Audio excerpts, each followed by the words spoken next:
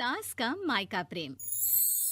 रिद्धि की सास को हर वक्त अपने मायके का गाना गाने की आदत थी।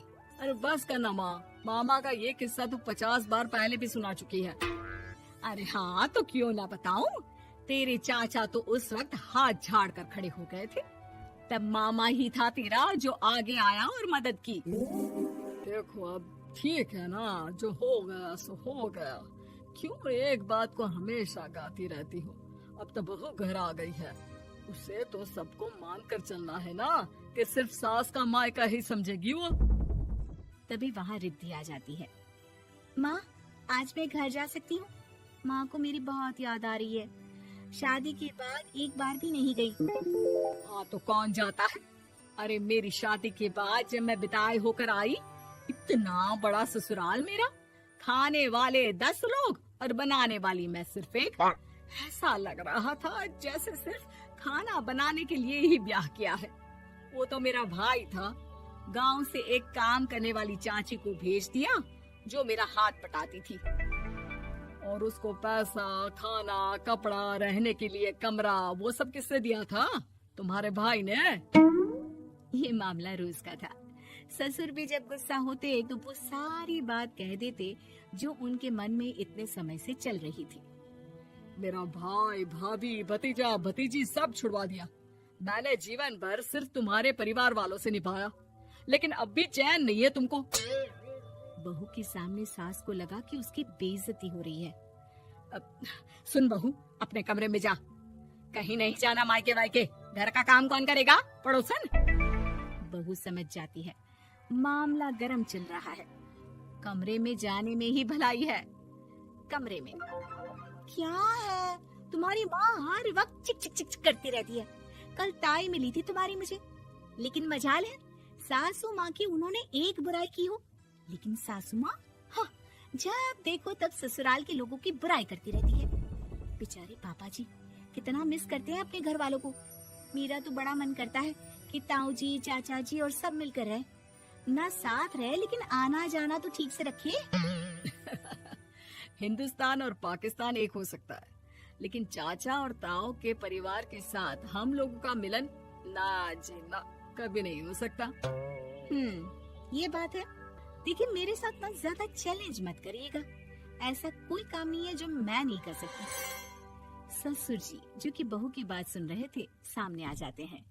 अरे बेटा, तू ये कर सकती है तो प्लीज मेरा परिवार किसी तरह मुझसे मिलवा दे। सारी जवानी तो मैंने किसी तरह काट ली, लेकिन जीवन के इस पड़ाव पर बहुत याद आती है मेरे परिवार की। हाँ हाँ पिताजी, आप चिंता मत करिए, बस मेरा साथ देते रहिए आप दोनों। फिर देखिए कैसे माँ जी भी ठीक हो जाएंगी और पूरा परिवार भी एक हो जाएगा। थोड़ी देर बाद बहू सामान लेकर घर से निकल रही होती है कि मना किया था ना तुझे मायके जाने के लिए, फिर क्यों जा रही है? बहू कुछ कहती इससे पहले ही बेटा बोलने लगता है। क्या है माँ, वो घर जा रही है। वैसे भी उसके माता पिता ने मुझे 10 लाख दिए तब जाकर मेरा काम शुरू हो पाया, वरना तूने मेरे लिए किया क्या है? अरे वाह बेटा, बचपन से पढ़ाया लिखाया, तेरे दुख दर्द में जगी, और आज वो लोग तुझे सही लग रहे हैं। और फिर ससुराल में लड़की खुश रहे, ये तो मायके वालों की जीवन भर की जिम्मेदारी रहती है।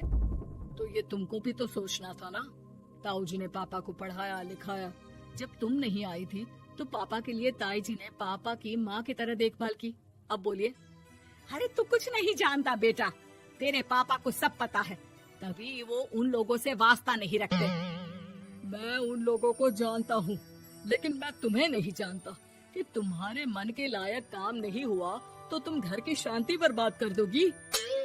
सास जोर जोर से चिल्लाने लगती है। तभी वहाँ सास का भाई आ जाता है। अरे क्यों आप लोग मेरी बहन को परेशान करते रहते हैं? पहले ये जीजा कम थे, जब बहू भी आ गई।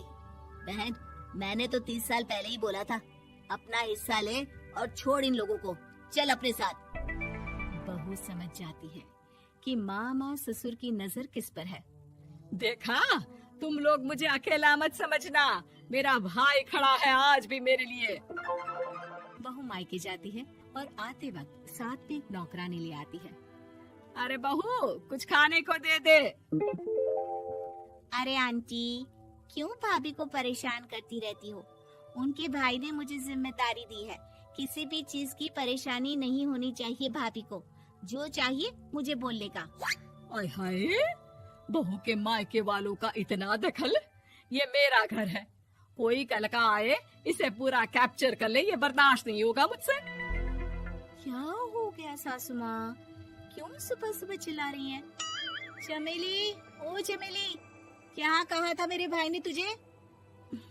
अरे दीदी बहुत तेज है आपकी सासू माँ। मैंने तो बोला कुछ चाहिए तो मांग लो मुझसे।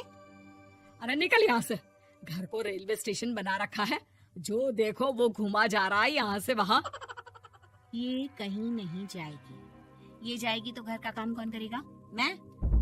हाँ, और क्या करती है बहुएं? घर का काम ही तो करती है, इसमें नया क्या है? तभी वहाँ ससुर जी आ जाते हैं। हाँ, तो यही बात तो तुम्हें भी समझनी चाहिए थी ना। आज बहू के मायके से नौकर आ गया तो तुम्हें बुरा लग रहा है? अरे तो उस वक्त गर्मा गर्म खाना तो सबने खाया ना। ऐसा तो नहीं है कि मेरे मायके का नौकर था तो सिर्फ मेरे लिए बनाता था। अरे निकालो इसे, फिलहाल बाद में बात करती हूँ। सास का गुस्सा जोर से नौकरानी पर फूटता है। तभी वहाँ बेटा सामान के साथ आकर खड़ा हो जाता है। चलो रिद्धि, तुम ठीक बोलती हो। मेरी माँ को तो हम लोगों की कोई फिक्र है ही नहीं, ये तो सारा दिन सिर्फ अपने बारे में सोचती है। और देखिए, मैं अब से कह रही हूँ कि अब से इस घर की तरफ आपको देखना भी नहीं है। नहीं आना आज के बाद इन लोगों से मिलने। हाँ, बस कभी कभी दिन में 2 बार मिलने आ जाओ। नहीं, बिल्कुल नहीं। ससुर झूठा नाटक करते हुए। मेरी बीवी ने मुझे मेरे ही परिवार से दूर कर दिया, आज बहू मेरा इकलौता बेटा दूर कर रही है। हाय, कैसे जीऊंगा मैं? वाह, वो भाई जो आपको बेटे की तरह मानता था, उन्हें छोड़ने में तो दुख नहीं हुआ। आज खुद का बेटा छोड़कर जा रहा है तो कैसे जीऊंगा? बड़े आए। अब सास समझ चुकी थी कि उससे गलती क्या हुई है। मुझे माफ कर दे बहू, अब मेरी समझ में आ गया कि अपनों से दूर कर बीवियां पति का भला नहीं बल्कि उन्हें जीवन में अकेला कर रही है। मुझे माफ कर दे, मैं अब सबसे माफी मांग लूंगी। ससुर जी दूर से बहू को थम्स अप दिखाते हैं।